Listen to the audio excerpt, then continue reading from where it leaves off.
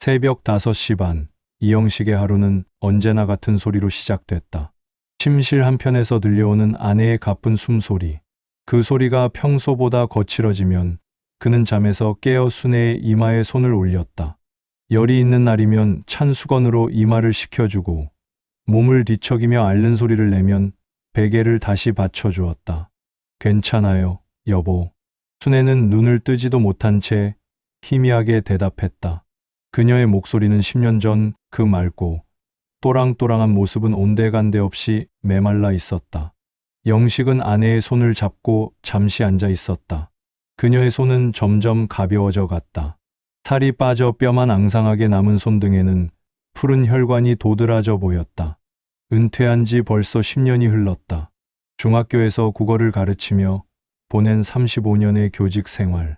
그때는 매일 아침 7시에 집을 나서 저녁 9시가 되어서야 돌아오는 바쁜 나날이었다. 순애는 그런 남편을 묵묵히 뒷바라지해 주었다. 아침마다 도시락을 싸주고 늦은 저녁에도 따뜻한 밥상을 차려놓고 기다렸다. 선생님, 오늘도 수고 많으셨어요. 순애는 언제나 그렇게 말했다. 남편을 여보가 아닌 선생님이라 불렀다. 처음에는 어색했지만 세월이 흐르면서 그 호칭에는 존경과 사랑이 고스란히 담겨 있음을 알게 됐다. 하지만 이제는 영식이 순애를 돌보는 처지가 됐다. 파킨슨병이라는 진단을 받은 지 5년째.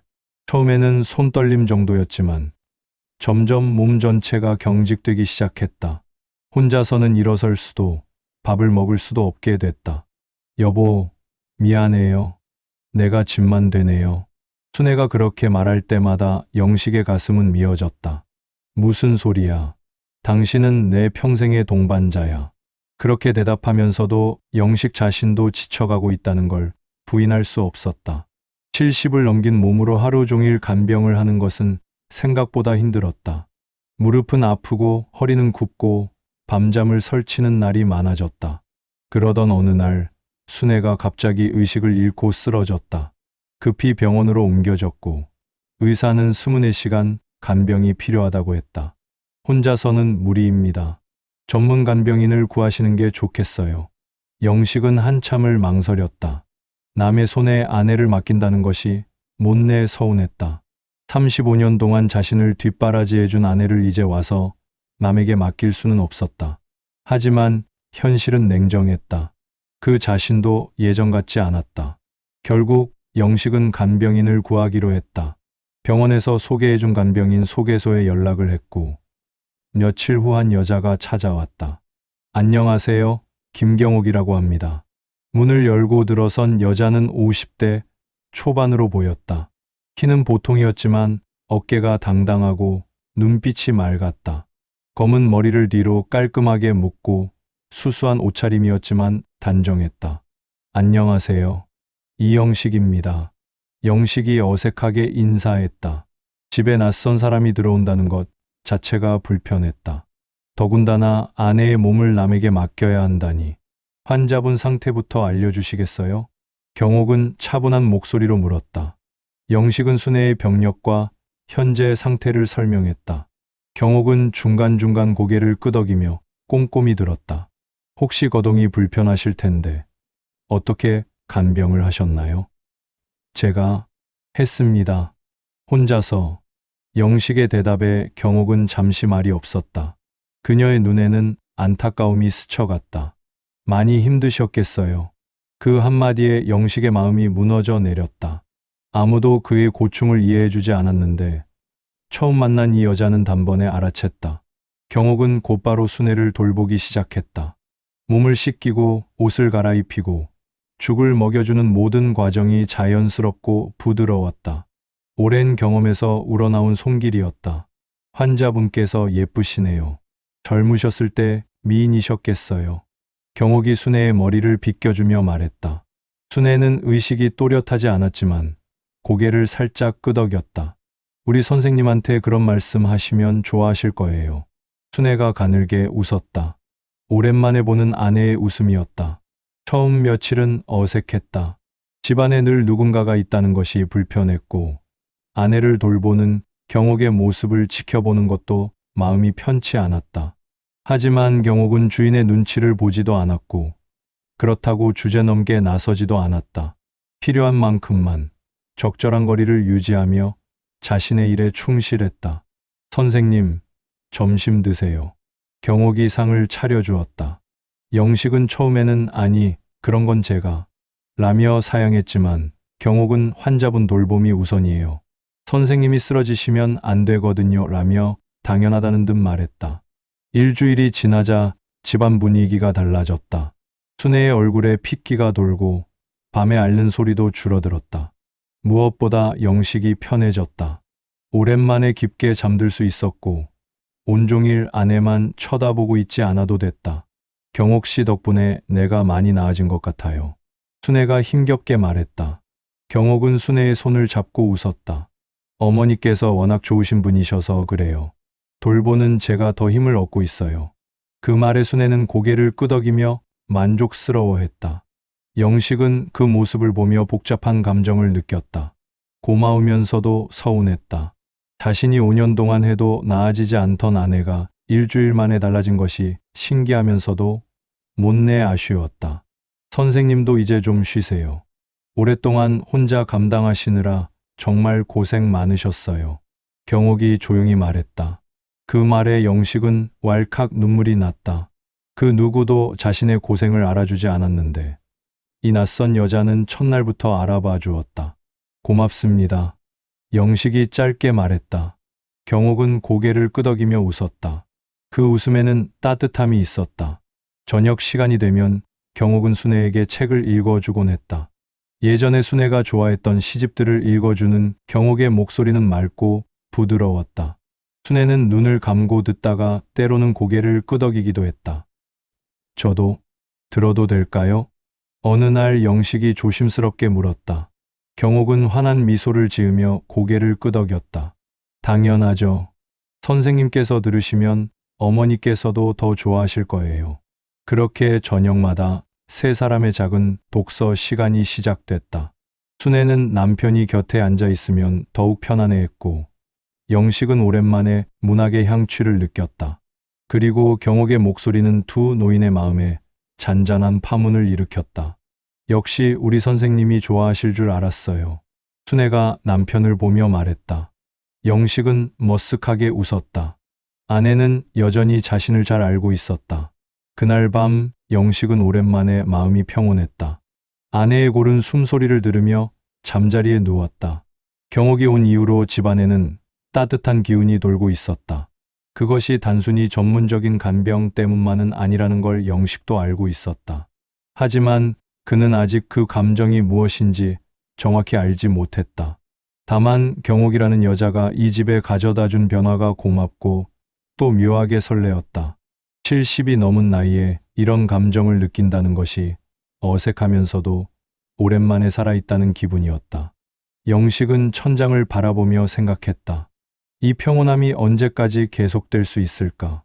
그리고 자신이 느끼고 있는 이 어색한 설렘은 과연 무엇일까? 아직은 알 수 없었지만 분명한 것은 경옥이 이 집에 온 것이 세 사람 모두에게 좋은 일이라는 것이었다. 창밖으로 달빛이 스며들고 집안은 고요했다. 순애의 고른 숨소리, 경옥이 작은 방에서 내는 잔잔한 소음, 그리고 자신의 심장 소리. 영식은 오랜만에 평안한 밤을 맞았다. 경옥이 온 지 한 달이 지났다. 이제 그녀는 이 집의 일부가 된 듯했다. 아침마다 순애를 씻기고 약을 먹이는 일, 점심때 죽을 끓여 먹이는 일, 저녁에 책을 읽어주는 일까지 모든 것이 자연스러운 루틴이 되었다. 선생님, 오늘 날씨가 참 좋네요. 어머니를 휠체어에 모시고 잠깐 바깥바람이라도 쐬는 게 어떨까요? 경옥의 제안에 영식은 고개를 끄덕였다. 순애는 오랫동안 집 안에만 있었다. 작은 마당이라도 나가서 햇볕을 쬐면 좋을 것 같았다. 여보, 나가서 조금 앉아 있을까요? 순애는 희미하게 웃으며 고개를 끄덕였다. 경옥이 휠체어에 순애를 조심스럽게 앉히고 무릎에는 담요를 덮어주었다. 영식이 대문을 열어주자 경옥은 휠체어를 밀고 천천히 마당으로 나갔다. 어머니, 꽃이 예쁘게 피었네요. 경옥이 순애에게 말했다. 작은 화단에는 봄꽃들이 소담스럽게 피어 있었다. 순애는 꽃을 바라보며 입가에 미소를 띄었다. 저 꽃들 내가 심었어요. 순애가 힘겹게 말했다. 몇 년 전까지만 해도 그녀는 화초 가꾸기를 좋아했다. 작은 마당이지만 사계절 내내 꽃이 피도록 정성껏 돌봤다. 정말 예쁘게 키우셨네요. 선생님께서 물을 주고 계시나요? 경옥이 영식을 돌아보며 물었다. 영식은 고개를 끄덕였다. 아내가 아프고 난 후에는 제가 하고 있어요. 그런데 아내만큼은 못해서. 아니에요. 정말 잘 키우고 계세요.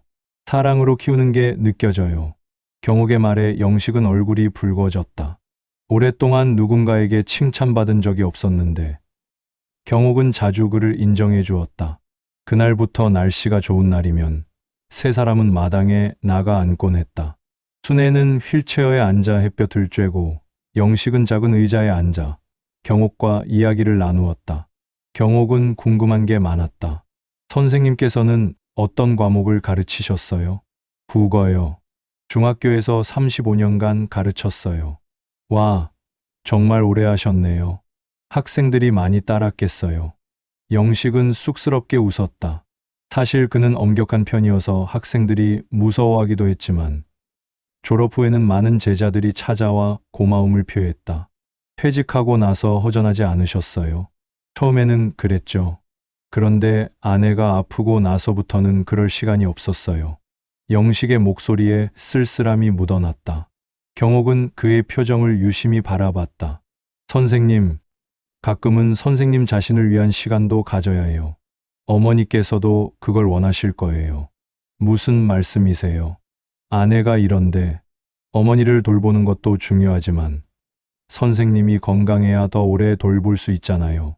경옥의 말이 옳다는 걸 영식도 알고 있었다. 하지만 아내를 두고 자신만을 위한 시간을 갖는다는 게 죄스러웠다. 그럼 이렇게 해요. 제가 어머니를 돌보고 있으니까 선생님께서는 가끔 산책이라도 하세요. 아니면 도서관에라도 다녀오시고요. 도서관요? 네, 선생님께서는 책을 좋아하실 것 같아요. 경옥의 말에 영식은 깜짝 놀랐다. 어떻게 알았을까? 사실 그는 젊었을 때부터 책벌레였다. 교직에 있을 때도 시간만 나면 도서관에 가서 책을 읽곤 했다. 어떻게 아셨어요? 매일 저녁 책을 들으실 때 표정을 보면 알 수 있어요. 정말 좋아하시는 게 느껴져요. 경옥은 세심했다. 영식의 작은 표정 변화까지도 놓치지 않고 있었다. 며칠 후 영식은 용기를 내서 동네 도서관에 갔다. 오랜만에 혼자 나온 외출이었다. 도서관은 예전과 많이 달랐다. 컴퓨터가 가득하고 젊은 사람들이 많았다. 하지만 책 냄새는 그대로였다. 영식은 문학 코너에서 오래된 시집 한 권을 꺼내 들었다. 윤동주의 시집이었다. 페이지를 넘기며 서시를 읽는데 갑자기 경옥의 목소리가 떠올랐다. 지난밤 그녀가 이 시를 읽어주었을 때의 맑고 부드러운 목소리가 죽는 날까지 하늘을 우러러 한 점 부끄럼이 없기를. 영식은 시집을 덮었다. 마음이 어지러웠다. 왜 경옥의 목소리가 자꾸 떠오르는 걸까? 집으로 돌아가는 길. 영식은 작은 꽃집에서 꽃 한 송이를 샀다. 하얀 국화였다. 순애가 좋아하는 꽃이었다. 다녀왔습니다. 집에 들어서자 경옥이 반갑게 맞아주었다. 순애는 침대에서 조용히 잠들어 있었다. 어떠셨어요? 오랜만에 외출이 어떠셨는지요? 좋았어요. 정말 오랜만이었거든요. 영식이 꽃을 내밀었다. 아내가 좋아하는 꽃이에요. 정말 예쁘네요. 어머니께서 깨시면 너무 좋아하실 거예요. 경옥이 꽃을 받아 물에 꽂았다. 그녀의 손길은 언제나 정성스러웠다. 경옥 씨, 고맙습니다. 덕분에 오랜만에 밖에 나가볼 수 있었어요. 천만에요. 선생님께서 건강하셔야 저도 마음이 편해요. 그날 저녁 순애가 꽃을 보고 환한 미소를 지었다. 고마워요. 여보. 순애의 목소리는 여전히 가늘었지만 기쁨이 묻어 있었다. 영식은 아내의 손을 잡았다. 경옥 씨 말이 맞아요. 가끔은 밖에도 나가야겠어요. 그래요. 너무 나만 생각하지 말고. 순애가 말을 잇지 못했지만 영식은 그녀가 무슨 말을 하려는지 알았다. 아내는 언제나 그랬다. 자신보다 남편을 먼저 생각했다. 그날 밤부터 영식의 일상에 작은 변화가 생겼다. 일주일에 두세 번은 도서관에 가거나 동네를 산책했다. 처음에는 죄스러웠지만 집에 돌아와 경옥의 환한 미소를 보면 마음이 편해졌다. 오늘은 어디 다녀오셨어요? 경옥은 항상 영식의 외출에 관심을 보였다. 그녀는 진심으로 그의 안부를 궁금해했다. 공원에 갔다 왔어요. 벚꽃이 예쁘게 피었더라고요. 아, 정말요? 저도 보고 싶네요. 경옥 씨도 가끔은 쉬세요. 너무 고생만 하시는 것 같아서. 괜찮아요. 저는 이 일이 좋거든요. 경옥의 대답에 영식은 또 한 번 감동했다. 단순히 일이라고 생각하지 않고 마음을 담아서 하고 있다는 게 느껴졌다. 어느 날 오후, 순애가 깊게 잠든 사이 영식과 경옥은 마당에서 차를 마시고 있었다. 경옥이 끓인 녹차는 향이 좋았다. 경옥 씨는 가족이 있으세요? 영식이 조심스럽게 물었다. 한 달이 넘게 지냈지만 경옥의 사생활에 대해서는 아무것도 몰랐다. 혼자 살고 있어요. 결혼은 안 하셨나요? 했었죠. 하지만 이혼했어요. 경옥의 목소리에는 쓸쓸함이 묻어났다. 영식은 더 묻지 않았다. 아이는 없어요. 그래서 더 외로웠나 봐요. 잠시 침묵이 흘렀다. 영식은 경옥의 손을 보았다. 결혼 반지가 없는 가늘고 고운 손이었다. 외롭지 않으세요? 가끔요. 하지만 이 일을 하면서 많이 나아졌어요. 어머니 같은 분들을 돌보면서 보람을 느껴요. 경옥이 영식을 바라봤다. 그녀의 눈에는 따뜻함이 있었다. 선생님은 어떠세요? 아프신 어머니를 돌보시느라 힘들지 않으세요? 힘들죠. 하지만 사랑하는 사람이니까요. 영식의 대답에 경옥은 고개를 끄덕였다. 부럽네요. 그런 사랑. 경옥 씨도 언젠가는. 글쎄요. 이제는 그런 걸 바라지 않아요. 대신 이렇게 좋은 분들을 만나서 행복해요. 경옥이 미소를 지었다. 그 미소에 영식의 가슴이 뛰었다. 언제부터인가 경옥의 미소를 보면 마음이 따뜻해졌다. 그날 밤 영식은 잠들지 못했다. 경옥과 나눈 대화가 자꾸 떠올랐다. 그녀의 외로움, 그녀의 미소, 그리고 자신을 바라보는 따뜻한 눈빛까지. 이건 뭐지? 영식은 자신에게 물었다. 70이 넘은 나이에 이런 감정을 느낀다는 게 말이 되나? 옆에서 잠든 아내를 보며 영식은 죄스러웠다. 안 돼. 이건 죄야. 하지만 마음은 그렇지 않았다. 경옥을 생각하면 가슴이 뛰고 그녀의 목소리를 들으면 마음이 평온해졌다. 그녀가 웃으면 덩달아 기분이 좋아졌다. 영식은 천장을 바라보며 한숨을 쉬었다. 이 감정이 무엇인지 이제 알 것 같았다. 하지만 받아들이고 싶지 않았다. 아내 곁을 지켜야 할 자신이 다른 여자에게 마음을 두다니. 경옥 씨는 어떻게 생각할까? 문득 그런 생각이 들었다. 혹시 그녀도 자신과 같은 마음일까? 아니면 단순히 환자와 보호자 정도로만 생각할까? 영식은 고개를 저었다. 이런 생각 자체가 잘못된 거였다. 그는 눈을 감고 잠들려고 노력했지만 경옥의 미소가 자꾸 떠올라 쉽게 잠들 수 없었다. 새벽이 되어서야 영식은 잠들 수 있었다. 하지만 꿈에서도 경옥이 나타났다. 그녀가 책을 읽어주는 꿈, 함께 차를 마시는 꿈, 그리고 그녀가 환하게 웃는 꿈까지. 영식은 깨어나서 한참을 멍하니 있었다.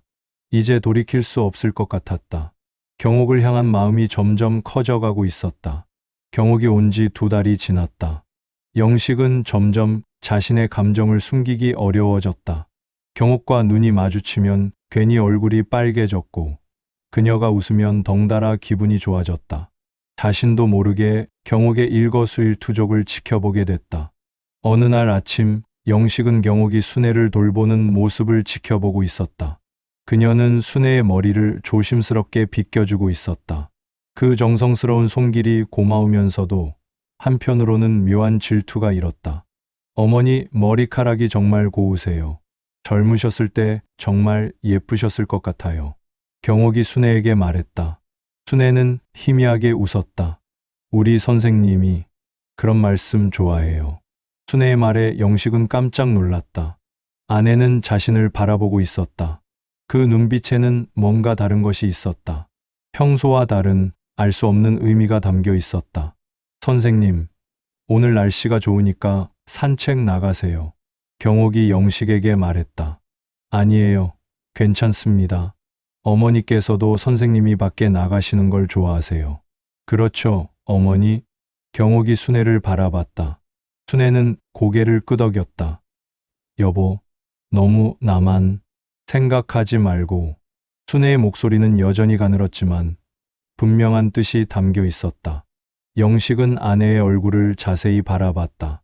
언제부터인가 순애의 눈빛이 예전과 달라진 것 같았다. 결국 영식은 산책을 나갔다. 하지만 마음이 편치 않았다. 아내의 눈빛이 자꾸 떠올랐다.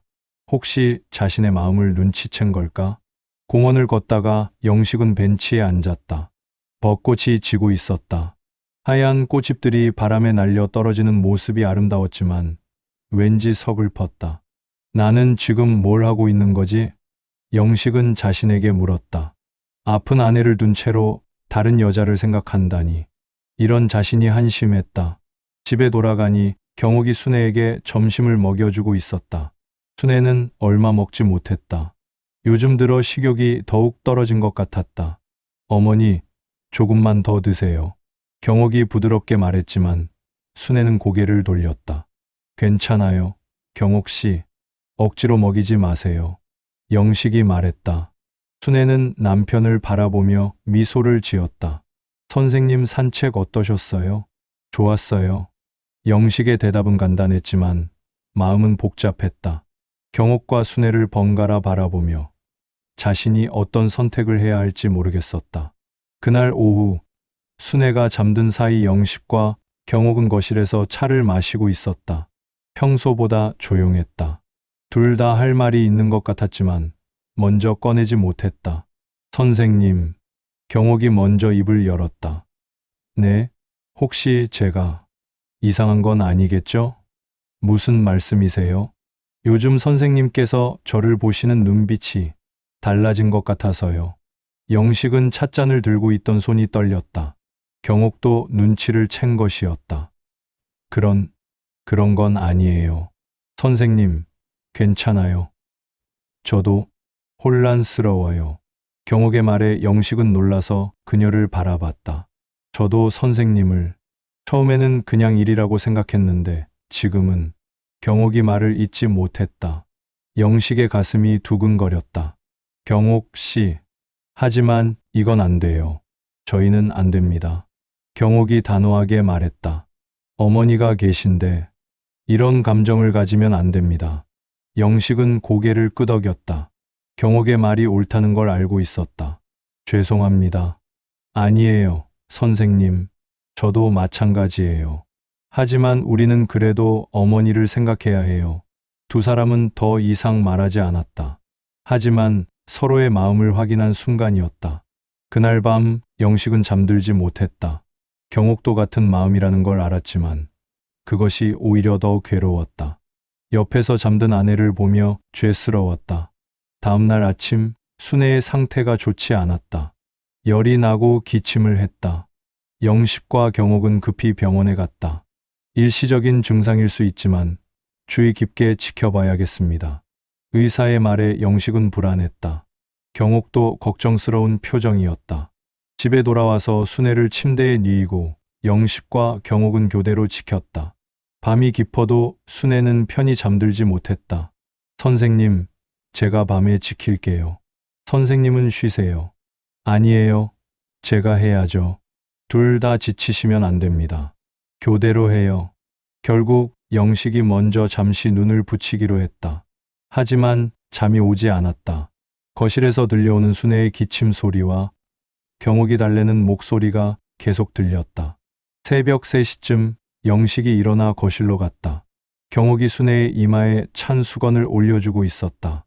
어떤가요? 열이 조금 내렸어요. 경옥이 안도하며 말했다. 영식은 아내의 손을 잡았다. 차가웠다. 괜찮아질 거예요. 경옥이 영식의 어깨에 손을 올렸다. 그 순간 영식은 경옥을 바라봤다. 피곤에 지친 얼굴이었지만 여전히 따뜻했다. 경옥 씨. 영식이 경옥의 손을 잡으려는 순간 순애가 눈을 떴다. 여보.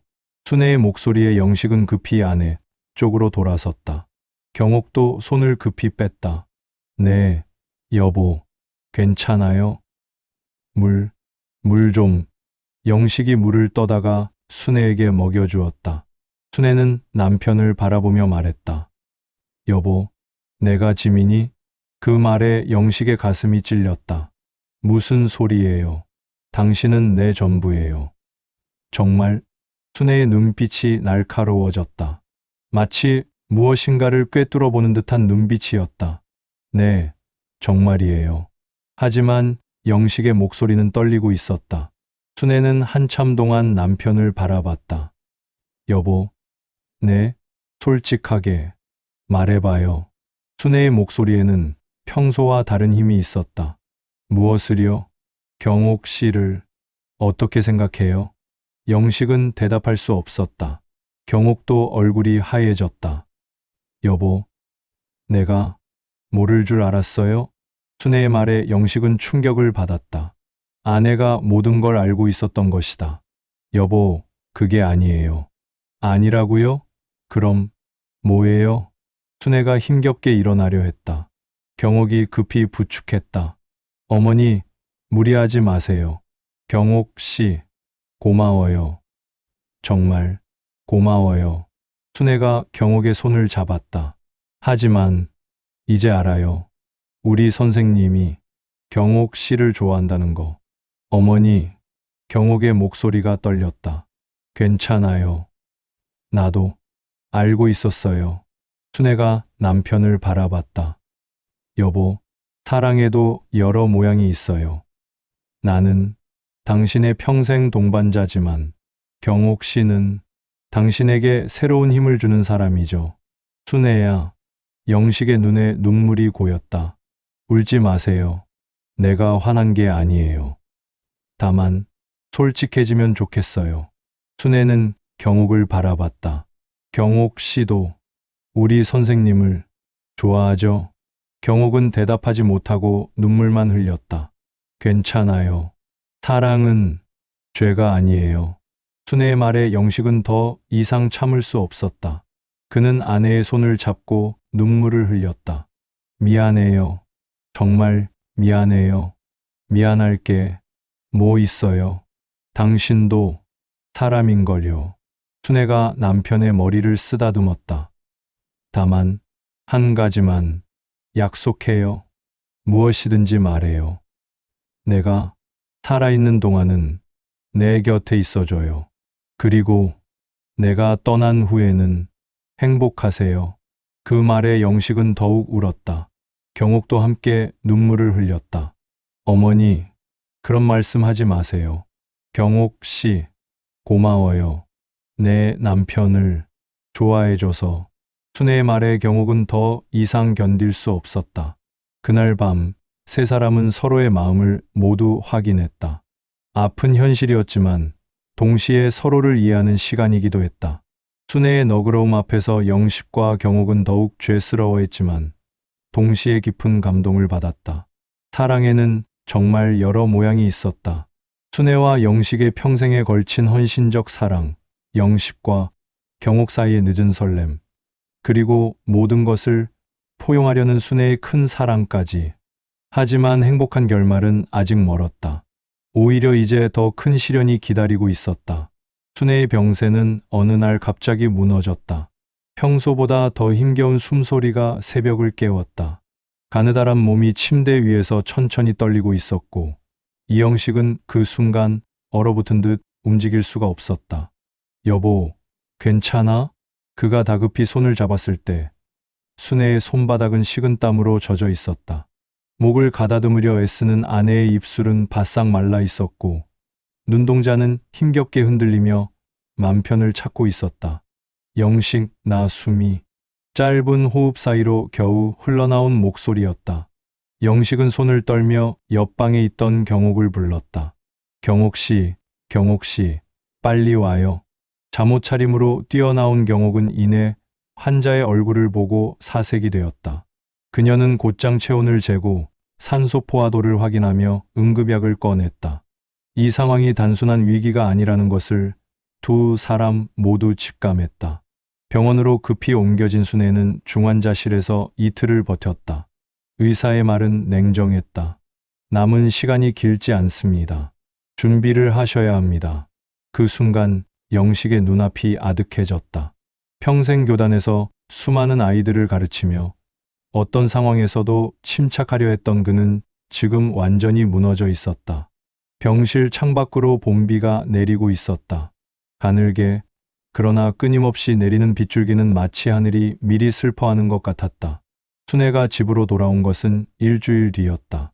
의사도 치료보다는 편안히 임종을 맞도록 하는 것이 낫다고 판단했다.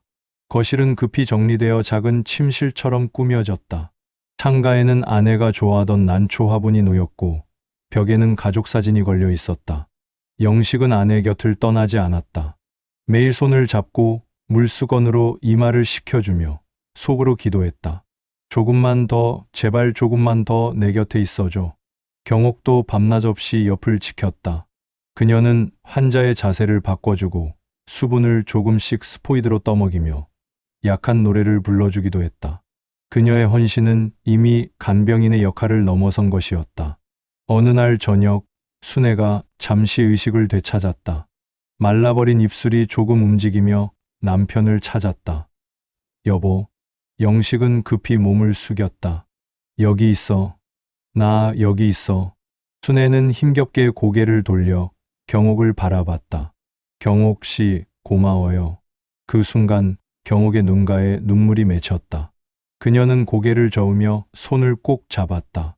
아니에요, 어머니. 제가 더 감사해요. 순애는 잠시 눈을 감았다가 다시 떴다. 시선이 남편에게로 옮겨졌다. 여보, 내가 곧 떠나도 너무 울지 마요. 영식의 가슴이 찢어졌다. 무슨 소리를 해. 아직 우리 같이 있어야지. 아니에요. 이제 알 수 있어요. 제 몸이 끝을 향하고 있다는 걸. 순애의 목소리는 바람에 흔들리는 갈대 같았지만 그 속에는 오히려 담담한 평온이 담겨 있었다. 그녀는 천천히 미소를 지었다. 여보, 당신이 나를 지켜준 세월, 나는 그걸로 충분히 행복했어요. 그날 밤은 유난히 고요했다. 영식은 잠을 이루지 못하고 아내 곁을 지켰다. 경옥도 거실 소파에 앉아 밤을 새웠다. 새벽 3시 순애의 숨소리가 점점 가늘어졌다. 영식은 아내의 손을 세게 붙잡았다. 여보, 나 여기 있어. 나 혼자 두고 가지 마. 순애는 마지막 힘을 내어 눈을 떴다. 그리고 속삭였다. 여보, 사랑해요. 그 말을 끝으로 그녀의 가슴이 천천히 멈췄다. 영식은 울부짖었다. 오열이 방 안을 메웠다. 경옥은 눈물을 흘리면서도 차분히 이불을 정리하고 순애의 얼굴을 고요하게 닦아주었다. 그녀의 마지막 미소는 마치 모든 걸 용서한 듯 평온했다. 장례식은 조촐하게 치러졌다. 영식의 제자들이 몇몇 찾아왔고 친척 몇 명이 와서 고인을 배웅했다. 영식은 모든 절차를 기계처럼 따라갔지만 마음은 공허한 어둠 속에 있었다. 경옥은 묵묵히 곁을 지켰다. 영식에게 따뜻한 차를 건네고 손수건을 챙겨주며 말없이 함께 울었다. 3일장이 끝나고 집안이 다시 고요해졌을 때 경옥은 작은 가방을 들고 거실에 섰다. 선생님, 그녀의 목소리는 떨리고 있었다. 저는 이제 그만 가야 할 것 같습니다. 영식은 고개를 번쩍 들었다. 무슨 소리예요? 지금 나를 혼자 두고 가겠다고요? 경옥은 눈을 감았다가 떴다. 눈가에 맺힌 눈물이 빛에 반짝였다. 여기서 더 머무는 건 우리 모두에게 상처만 남길 것 같아요. 어머니가 계셨을 땐 제 자리가 분명했지만 이제는 아닙니다. 아니에요. 난 당신이 필요해. 영식은 절박하게 손을 내밀었지만 경옥은 조용히 고개를 저었다. 선생님, 저도 제 마음을 부정할 수 없어요. 하지만 우리가 이어진다면 그건 어머니의 평화를 깨뜨리는 일이 될 겁니다. 그녀의 목소리는 흔들렸지만 단호했다. 이 감정은 여기서 멈춰야 해요. 영식은 무너지는 듯 의자에 주저앉았다. 경옥은 잠시 그를 바라보다가 천천히 다가와 고개 숙여 인사했다. 그동안 정말 감사했습니다. 부디 건강하시길 바랍니다. 그녀는 문을 열고 나갔다. 발자국 소리가 계단을 따라 멀어졌다. 영식은 그 자리에 앉아 눈물을 흘렸다. 빈집에 울려 퍼지는 그의 흐느낌은 끝내 멈추지 않았다. 그날 이후 집은 더욱 적막했다. 순애의 자리도 경옥의 그림자도 사라진 거실은 텅 비어 있었다. 그러나 영식은 마음속 깊이 두 사람을 함께 품고 있었다. 순애의 헌신적인 사랑, 그리고 경옥과의 불완전하지만 뜨거웠던 감정. 그 모든 것이 이제는 그를 살아있게 하는 상처이자 위로였다. 그는 아내의 영정 앞에 향을 올리고 속삭였다. 순애야, 약속 지켰어. 끝까지 내 곁에 있었어. 그리고 이제 나 혼자 남았어. 그 말과 함께 다시 눈물이 흘렀다. 그러나 그 눈물 속에는 후회만 있는 것은 아니었다. 그는 알았다. 이것이 자신이 감당해야 할 마지막 삶의 이야기라는 것을. 순애가 세상을 떠난 지 어느덧 39일이 지났다.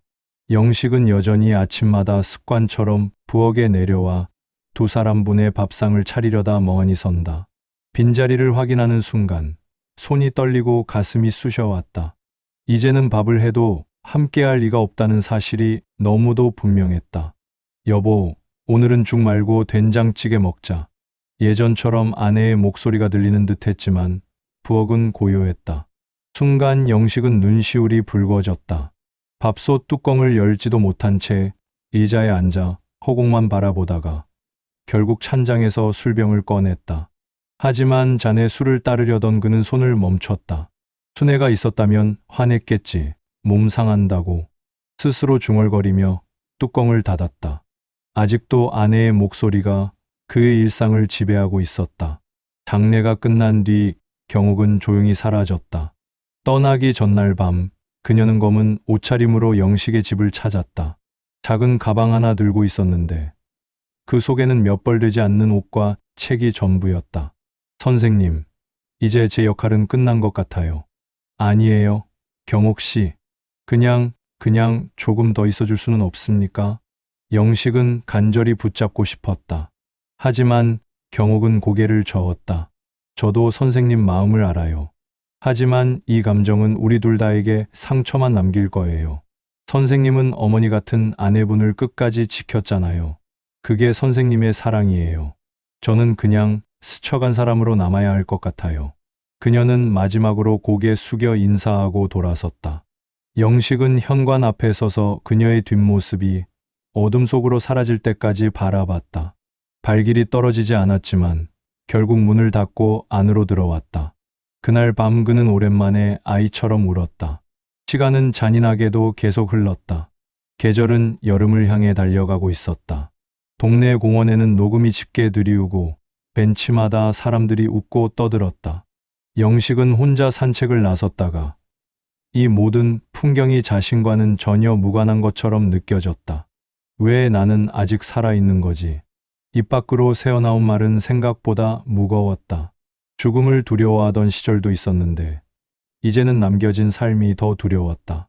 그는 도서관에도 몇 번 갔다. 책장을 넘기다 윤동주의 시를 다시 마주했을 때 영식은 뜻밖에도 경옥의 목소리를 떠올렸다. 죽는 날까지 하늘을 우러러 한 점 부끄럼이 없기를. 그녀가 읽어주던 그날 아내 순애는 침대에 누워 조용히 눈을 감고 있었지. 영식은 책을 덮고 한참 동안 눈을 감았다. 마치 경옥이 곁에서 책을 읽어주는 듯했다. 밤이면 그는 습관처럼 아내의 사진 앞에 앉았다. 여보, 오늘도 도서관에 다녀왔어. 당신이 좋아하던 윤동주 시집을 읽었지. 사진 속 순애는 언제나처럼 잔잔한 미소를 짓고 있었다. 영식은 사진에 대고 말하다가 울기도 하고 웃기도 했다. 경옥의 얼굴도 자주 떠올랐다. 그녀의 미소, 따뜻한 손길, 마지막까지 흘리던 눈물까지. 처음에는 죄책감이 컸지만 시간이 지나면서 조금은 다르게 느껴졌다. 그것이 불륜이나 배신이 아니라 살아있는 자로서 자연스러운 마음의 흔들림이었다는 생각이 들었다. 사람이니까 나도. 그는 스스로를 조금씩 용서하기 시작했다. 몇 달 후 영식은 작은 글을 쓰기 시작했다. 교사 시절에도 글을 즐겨 썼지만 이번에는 달랐다. 내가 사랑했던 두 여자라는 제목으로 시작한 원고에는 아내 순애의 헌신과 경옥이 남긴 따뜻한 흔적이 담겼다. 글을 쓰며 그는 두 사람의 사랑을 다시 곱씹었다. 하나는 평생의 동반자로서 지켜낸 깊고 단단한 사랑. 또 하나는 늦게 찾아왔지만 뜨겁고 아릿했던 이루어질 수 없는 사랑. 두 사랑은 모순처럼 보였지만 사실은 그가 살아있음을 증명해주는 두 개의 증거였다. 어느 날 저녁 영식은 사진 앞에서 속삭였다. 여보, 나는 여전히 당신을 사랑해. 하지만 경옥 씨를 떠올릴 때도 있어. 미안하지만 그것도 나야. 당신이 말했잖아. 사랑에는 여러 모양이 있다고. 그는 조용히 눈을 감았다. 방 안에는 시계 소리와 자신의 숨소리만이 남았다. 이상하게도 공허하지 않았다. 외롭지만 동시에 누군가 여전히 곁에 있는 듯한 평온함이 감돌았다. 그는 깨달았다. 사랑은 끝나지 않는다는 것을. 죽음도, 이별도, 시간도 사랑을 지우지 못한다는 것을. 다만 그 모습이 달라질 뿐이라는 것을. 그날 밤 영식은 꿈을 꾸었다.